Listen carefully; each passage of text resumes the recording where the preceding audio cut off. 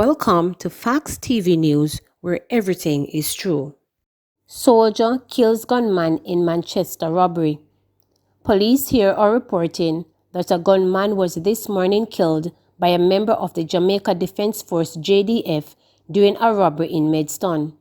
The community is located in northwest Manchester. Police reports are that shortly after 8 a.m., two gunmen alighted from a motorcycle and robbed a lottery outlet. The soldier, who was said to have been nearby, challenged the gunmen. One of the gunmen was shot dead, while the other, who is believed to have been wounded, escaped on foot. A firearm was seized and the cash that was stolen from the lottery outlet recovered. Police searching for a man who broke into car, stole $500,000. The police are searching for a man who broke into a car in St. Andrew earlier this month and stole approximately $500,000. Video recording shared by the Jamaica Constabulary Force shows the man hurling object at the driver's door, breaking the window on a second attempt, after which he opened the door. He partially entered the vehicle and picked up a brown package, then ran away. The man was dressed in a black pants and a black and white t-shirt. He was wearing an orange cap. The police said the theft took place on March 17 in the St. Andrew North Police Division. At the time of publication, the Constabulary Communications Arm was unable to state the precise location of the incident. The police are urging anyone with information that can assist their investigation to make contact at 119 or the nearest police station. 4-year-old rushing to greet dad, killed by passing car. A St. James family has been plunged further into mourning as tragedy struck on Wednesday night, claiming the life of a 4-year-old boy who was struck by a car as he tried to cross the road to greet his dad, even while the family made preparations to bury his grandfather. The deceased child has been identified as Omar Lionel Lambert, also known as Little Messi, of Downey Corner in Salt Spring. Reports by the police are that about 8 p.m. on Wednesday, the child and his mother went to meet his father at a location along the Salt Spring Road. On seeing his father, Gregory Lambert, Omar reportedly pulled free from the mother's grasp and running across the road towards him when he was struck by a motor vehicle, which was being driven by a 49-year-old laborer of the neighboring Flower Hill community. The child, who sustained major injuries to his head and lower body, was rushed to the Cornwall Regional Hospital, where he died while being treated. When visited the child's home, distraught relatives were seen trying to comfort Tashelle Brown, the grieving mother.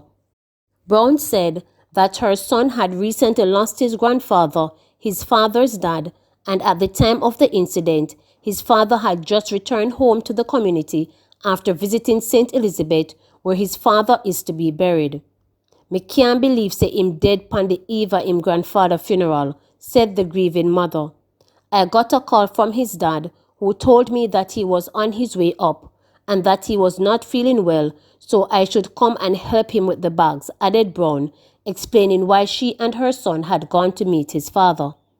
According to Brown, the ill-fated car came upon them suddenly, and when his son was struck, he landed on the bonnet of the car, which continued driving. "I began to run behind the car and scream out to the driver that Omar was still on the bonnet. I saw when the driver slowed down and him fell off and go right under the car. I thought the driver was going to stop, but he drove off again. Me and him father a run down the car and I shout out to the driver that me baby under the car, but it keep on moving, dragging me baby underneath it," said Brown. She said that when the car finally stopped, community members helped to lift the car off her son, who was badly injured. He was rushed off to the hospital, but he died shortly after arrival.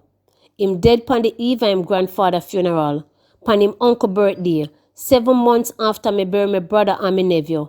Why? I guess only God knows best," said Brown.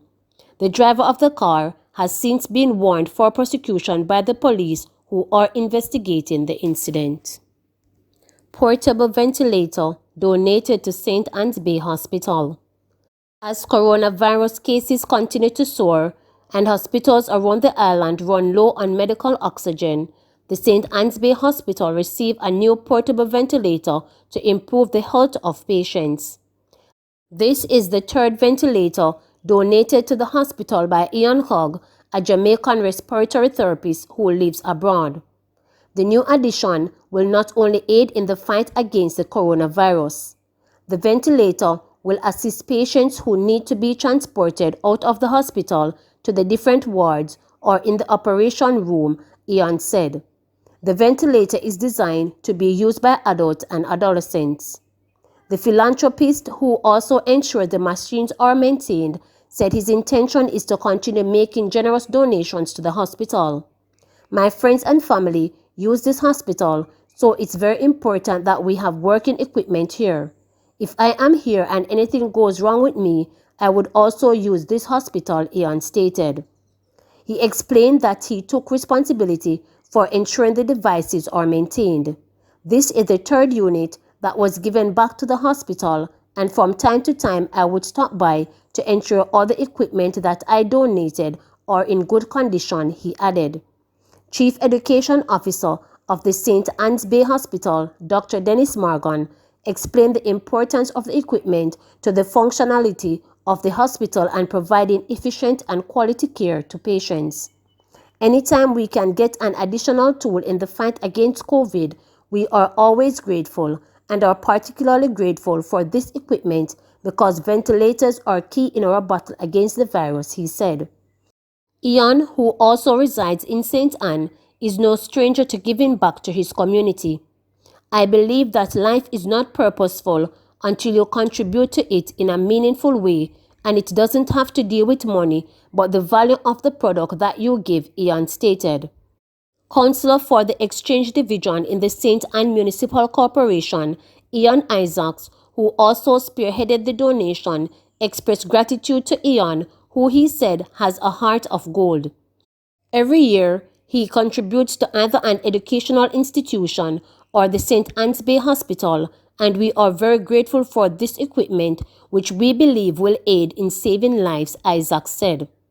Ian hosted 2020 cricket competitions for 11 consecutive years through the Lloyd Foundation, where community members' blood pressure and sugar levels were tested and students received back-to-school equipment. He also hosted back-to-school events at the Exchange All-Age School and donated stethoscopes to the Brownstown Community College Nursing School.